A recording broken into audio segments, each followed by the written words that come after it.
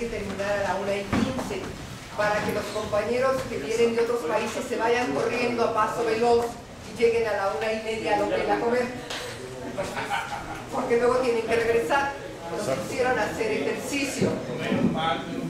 para que disfruten de esta ciudad que nos dicen de vanguardia, pero por lo menos aquí estamos.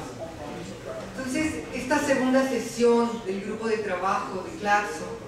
sobre economía mundial, crisis y economías nacionales, vamos a tener realmente el privilegio, el gusto de compartir y de escuchar los trabajos de Claudio Katz, uno de nuestros mejores compañeros latinoamericanos, especialistas en los procesos de integración alternativos y desde luego en el curso de la crisis. También va a estar otro de nuestros grandes pensadores y políticos latinoamericanos, que es José Luis Rodríguez, que fue subdirector del Centro de Investigaciones de la Economía Mundial de La Habana, que fue ministro de Finanzas y Economía del gobierno cubano durante la gran época de la crisis y la recuperación, hasta hace un par de años que dejaste de serlo y volvió a la investigación. Nunca dejó desde luego la investigación y es especialista entre sus múltiples capacidades y trabajos en la crisis, en la economía norteamericana, desde luego en la economía cubana, tiene de los mejores trabajos que yo conozco, y en la economía de los países socialistas. Y nos está trabajando investigaciones realmente excelentes para entender ese proceso de apropiación por desposesión que fue tan brutal. Y también tenemos al compañero José de Jesús Rivera de la Rosa, de la Universidad de Puebla, que también es uno de nuestros compañeros de trabajo desde hace varios años, y el compañero Napoleón Santos.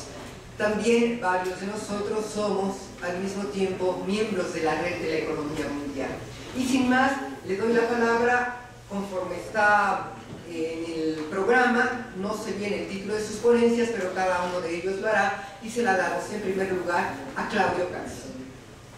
Y van a tener cada quien 20 minutos. Bueno, buenos días. Gracias por la invitación. Es un gusto compartir con ustedes este encuentro y poder intercambiar opiniones en esta conferencia, que como vemos es un verdadero hito del pensamiento crítico latinoamericano. Para abordar nuestro tema de crisis, tendencias y reconfiguración mundial, yo parto de dos caracterizaciones básicas. A mitad de los años 80 comenzó una nueva etapa del capitalismo, y en el 2008 se desató la crisis de ese periodo. En el plano económico es intuitivamente evidente que el capitalismo de los últimos 30 años es cualitativamente diferente al periodo de posguerra. La etapa actual neoliberal contrasta con el antecedente keynesiano en todos los terrenos, desde que Reagan y Thatcher iniciaron una ofensiva patronal que deterioró las condiciones de trabajo, cambió las relaciones sociales de fuerza, recompuso la tasa de beneficios e incentivó la gran expansión sectorial y territorial del capital a escala global. Desde ese momento rige un modelo de competencia global con aumentos de la productividad desgajados del salario, con consumos segmentados, con producciones globalizadas, comercios liberalizados, finanzas desreguladas, y este patrón de acumulación es el causante del enorme incremento del desempleo, de la precarización, y también transformaciones significativas en el mundo laboral, como es la feminización del trabajo y la gran polarización de las calificaciones. Las transformaciones se han registrado en todos los planos. Quizás una de las más relevantes es la enorme urbanización que se ha producido en las últimas décadas como resultado de una reorganización regresiva, neoliberal y terrible de la actividad agraria que generó éxodo rural y emigración masiva de los campesinos pauperizados hacia las ciudades. Estas transformaciones de los últimos 25, 30 años que constituyen una etapa capitalista diferenciada, singular, cualitativamente distinta al periodo anterior, es la etapa que vivimos actualmente, y esta etapa no repite, en mi opinión, la depresión de entreguerra, ni tampoco la pujanza de posguerra. No es ni una onda larga contra Kiev descendente, ni una onda larga ascendente. Es una etapa cualitativamente diferente. Y su fundamento, su base, su elemento característico central, sin lugar a dudas, es lo que se llama la mundialización neoliberal, que es una de las tantas formas de denominar la gran internacionalización comercial, financiera y productiva que se ha registrado en las últimas décadas al calor del desdoblamiento transnacional del proceso productivo y el hecho quizás central, visto en perspectiva, que ha sido el desplazamiento del centro de acumulación del capitalismo de Occidente hacia la región asiática. Y como vivimos bajo el capitalismo, esta transformación monumental ha producido desequilibrios mayúsculos, que se reflejan en el plano de las finanzas, en finanzas corroídas por la titularización, por los derivados, por el apalancamiento, que se refleja en mercados abarrotados de mercancías sin vender ante la desenfrenada competencia por abaratar costos y bajar salarios, que se refleja en la reducción de ingresos y el endeudamiento familiar,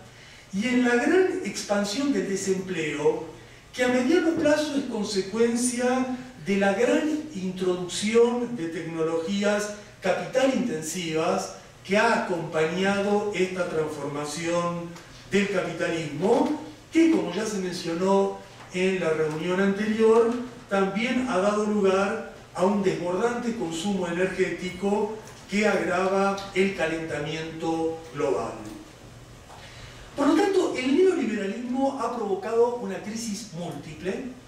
una crisis alimenticia, climática, energética, pero al mismo tiempo una crisis singular, específica, particular de esta etapa de los últimos 30 años. Y la crisis actual, la crisis que empezó en el 2008, es el resultado sintético de esos desequilibrios acumulados a lo largo de 25 o 30 años, que ya tuvieron antecedentes importantes en la burbuja japonesa, en el sudeste asiático, pero que finalmente estalló a escala global, y esta vez afecta más a los países centrales, ese es el dato distintivo de esta crisis, y genera recaídas sucesivas que afloran cuando se agotan los pequeños rebotes logrados con gasto público. Yo creo que la crisis actual es completamente diferente a los años 30 por el grado de internacionalización de la economía y por el nivel de asociación mundial de los capitales, y también considero que esta crisis, la que estamos viviendo, no ha modificado hasta ahora el tenor de la etapa neoliberal. Seguimos en la misma etapa, ahora con una crisis de esa etapa. Y estos dos rasgos, diferencia con los años 30 y continuidad neoliberal, se verifican en la economía estadounidense. Obama socorrió a los bancos en vez de penalizarlos y mantuvo deprimida la demanda en total contraste con lo ocurrido en la época de Roosevelt. y siguió promoviendo deslocalizaciones de empresas que crean fuera de Estados Unidos los empleos que se destruyen internamente. Pero como estamos en la etapa neoliberal, Estados Unidos se mantiene como el pilar económico de esa etapa neoliberal y dirige la gestión conjunta en la crisis de los bancos centrales, mantiene en retroceso, pero mantiene la primacía del dólar, maneja los tiempos y las modalidades de la reforma financiera internacional y cuando lo necesita, rehabilita al Fondo Monetario Internacional. Y también en Europa se mantiene este amoldamiento a principios neoliberales, a una reorganización neoliberal que es muy profunda, quizás más profunda que en Estados Unidos, desde que Alemania tomó el comando de la región y especialmente desde que Merkel aplica políticas ultraortodoxas que buscan preservar el euro y preparar la unificación ya no monetaria sino bancaria de Europa mediante durísimos pactos fiscales y una estrategia deflacionaria brutal que perpetúa el círculo vicioso de endeudamiento y recesión. Es verdaderamente terrible observar cómo las clases dominantes europeas están demoliendo día a día el estado de bienestar y las conquistas sociales en la región que era el paradigma del capitalismo serio y regulado. Y este continuismo neoliberal también refuerza el estancamiento de Japón, que comenzó la etapa con un milagro exportador y ahora padece las consecuencias de un declive frente a los rivales asiáticos que reproducen con más éxito el mismo modelo de competencia por los mercados externos. Lo novedoso, en cambio, es cómo en esta crisis China continúa creciendo y generando un contrapeso que evita la depresión global. Pero China ascendió integrándose a la mundialización neoliberal con bajos salarios, alto ahorro, exportaciones y acreencias, y por eso le cuesta tanto implementar un giro opuesto hacia el mercado interno, el consumo y el endeudamiento que amenazarían su competitividad internacional, y esta definición ya da lugar a tensiones económicas que se reflejan en burbujas inmobiliarias, descontrol financiero y desigualdad social. Por lo tanto, el impacto social dramático de la crisis actual en materia de pobreza, desempleo y contracción salarial afecta a todas las economías centrales y acentúa los efectos regresivos de una etapa neoliberal que persiste con algún intervencionismo estatal mayor, pero muy lejos del modelo keynesiano del pasado. Estas son, a mi juicio, las transformaciones económicas. Hay un segundo plano, que son las transformaciones geopolíticas. Yo creo que los cambios en este plano son tan gigantescos como los registrados en la esfera económica y han estado determinados por dos grandes acontecimientos: el desplome de la Unión Soviética y la conversión de China en un país central. En los sucesivos pasajes de un periodo inicial de bipolaridad a un segundo periodo de unipolaridad a un tercer periodo actual de multipolaridad. Pero en este plano hay continuidades muy nítidas y hay cambios y hay indefiniciones, tanto en el centro como en la semiperiferia como en la periferia. En el centro hay continuidad del liderazgo imperial norteamericano como gendarme que garantiza la protección internacional de todas las clases dominantes, actuando como sheriff global ante la insurgencia popular o la inestabilidad en cualquier zona crítica.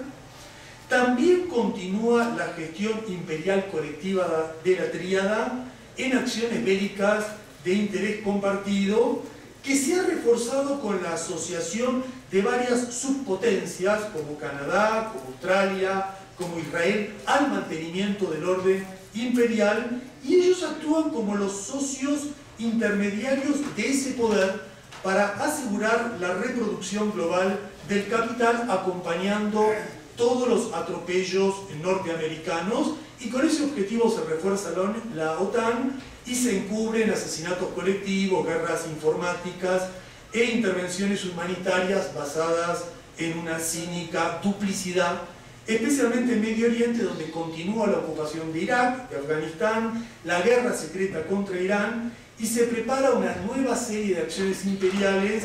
que tienen el propósito de sepultar la primavera árabe. Pero junto con estas continuidades hay cambios geopolíticos mayúsculos. El más importante, como ya señalé, es la conversión de China en un país central. Esta es una transformación histórica y muy relevante, y su evolución dependerá de dos tensiones. La tensión dentro de China entre la élite de la costa, que busca un proceso de integración más activo al universo neoliberal, y una profundización de la restauración capitalista al interior del país, la tensión entre este grupo y la élite del interior que resiste este giro, y al mismo tiempo este proceso dependerá de una disputa paralela y equivalente en la dirigencia norteamericana entre los partidarios de negociar o confrontar con China, entre los promotores del compromiso económico y la beligerancia militar. El resultado de estas tensiones es impredecible porque la rivalidad tradicional entre potencias, entre una potencia desafiante y otra desafiada, ha quedado modificada por la internacionalización de la economía. El segundo cambio importante en este plano es el ascenso general de las semiperiferias, que es otro proceso geopolítico de evolución impredecible. Desde el año 2003, un grupo de economías han quedado muy favorecidas por la apreciación de las materias primas, que obedece a procesos coyunturales de burbuja, pero también procesos de largo plazo de demanda asiática, y con esta apreciación de las materias primas han podido absorber hasta ahora los efectos de la crisis global, pero este contexto favorable para ellos es un dato parcial de los últimos años y está sujeto al vaivén cíclico de los precios de los productos básicos. En las semiperiferias, en las economías intermedias, a mí me parece que lo más importante es diferenciar. Diferenciar porque hay conceptos como BRICS o como el propio concepto de emergentes que aportan más confusión que claridad. No es lo mismo un taller industrial del mundo que se ha forjado en China, que la provisión rusa de materias primas energéticas, que la plataforma de subcontratación que se está montando en la India. No es lo mismo potencias con autonomía militar y política y con juego geopolítico propio como China y Rusia, que países asociados a Estados Unidos como Brasil o Sudáfrica. Por lo tanto, es dudosa incluso la capacidad de los países intermedios para forjar un bloque sur-sur que sea alternativo y que se constituya como contrapoder global, puesto que todos los integrantes de este grupo reciben ofertas muy tentadoras de cooptación bilateral por parte del eje imperial. Y estos países intermedios están además dirigidos por burguesías locales muy asociadas al capital extranjero, y no tiene ninguna de ellas propósitos antiimperialistas ni proyectos de reanudación de proyectos tipo Bandung, ¿no? Por lo tanto, en este terreno, yo diría que justamente en este plano es donde el devenir geopolítico es más incierto en lo que va a ocurrir con esta franja intermedia de la economía mundial. Estas incógnitas, en mi opinión, no se extienden a la periferia empobrecida, que soporta un mayor distanciamiento en todos los terrenos del primer mundo. Hay una tragedia social de refugiados, miseria en todo el tercer mundo, de países afectados por su subordinación desfavorable a la División Internacional del Trabajo, y esto es muy evidente en África subsahariana, en Asia Central, en el mundo árabe y en el terrible caso de las 1020 millones de personas del mundo que están sufriendo hambre, desnutrición. al cabo de un proceso de reconversión agrícola neoliberal que destruyó la seguridad alimenticia y la protección de reservas alimenticias que protegía a tantos pueblos. Pero aquí lo novedoso no es los males que le suceden a la vieja periferia, sino que yo diría que aquí lo novedoso es el surgimiento de una nueva periferia, primero en Europa del Este y después en Europa del Sur, que conformaron mercados cautivos para Europa del Norte y ahora sufren las consecuencias del endeudamiento con ajustes brutales en Portugal, en Grecia, en Irlanda, con el tipo de atropellos que sufrimos nosotros en América Latina en los años 80, en los años 90, cuando primero recibíamos las mercancías y los capitales excedentes de Estados Unidos y después padecíamos los ajustes del FMI. Yo diría que hay que estar atento a las nuevas periferias porque incluso en las regiones de mayor auge, hablo del sudeste asiático, también hay una reorganización del trabajo y una constitución de nuevas periferias, por ejemplo Filipinas, Tailandia, a medida que las empresas se trasladan buscando mayor baratura de la fuerza de trabajo. En síntesis, en el plano geopolítico, yo creo que hay transformaciones muy significativas que no modifican el orden imperial, que no modifican la inestabilidad de las economías intermedias y que no modifican los terribles padecimientos de la periferia. Y últimos minutos, tercer tema, las resistencias sociales en el mundo. Yo creo que este tema es tan o más importante que la economía y la geopolítica y habitualmente se lo deja de lado, puesto que hay una tendencia a analizar lo que ocurre con las élites y no con los pueblos oprimidos, no con los que batallan, no con los que se sublevan. Y estas acciones por abajo son finalmente las que determinan no solo el futuro de la humanidad, sino los propios cambios de etapa bajo el capitalismo. Por ejemplo, la era keynesiana de posguerra no concluyó solo por tensiones de ese modelo, concluyó con la oleada revolucionaria de 1968. Y acá viene mi idea. Si el periodo neoliberal se ha sostenido, ha sido por el carácter continuado de la ofensiva capitalista contra los trabajadores. Seguimos justamente en una etapa neoliberal porque el neoliberalismo no se caerá solo, al igual que el capitalismo. Para tumbarlo se necesitan victorias populares significativas que todavía no se han conseguido en las regiones principales del planeta. Yo creo que lo que ha cambiado desde el 2008 es este clima. Transcurrido el estupor, el desconcierto inicial, ha comenzado la resistencia en los países centrales, los trabajadores comienzan a notar que la crisis no es un episodio ajeno al tercer mundo, sino que los golpea a ellos directamente, y en Europa se abrió un ciclo de resistencias con la pérdida de legitimidad política de todos los oficialismos, con un país como España sujeto a una importante reacción de los indignados, y un país como Grecia, donde no solo hay intensidad de la resistencia, sino también un planteo político radical de ruptura que supera la simple alternancia entre conservadores y socialdemócratas. Y esto que está ocurriendo en Europa, en el plano de la lucha, comienza a tener semejanzas con las rebeliones latinoamericanas de la década pasada, con una gran diferencia,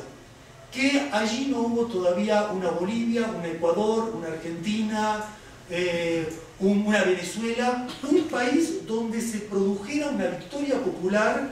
que lograra el derrocamiento de un gobierno y un régimen ajustador, abriendo el camino para procesos de transformación. Bueno, no puedo extenderme en la comparación, el caso latinoamericano lo vamos a estudiar después en el grupo de trabajo, pero subrayo esta observación. En algunos países sudamericanos logramos lo que está faltando en los países centrales. triunfos que permiten cambiar las relaciones de fuerza y revertir un escenario regional. Eso no se logró hasta ahora, pero yo creo que los pueblos lo van a lograr, porque el neoliberalismo no es eterno, ya lleva 3 décadas, cumplió su ciclo y será erradicado, y ese fin será el comienzo de otra etapa de nuestra lucha por forjar un mundo de justicia, un mundo de igualdad social y un mundo de democracia real. Muchas gracias.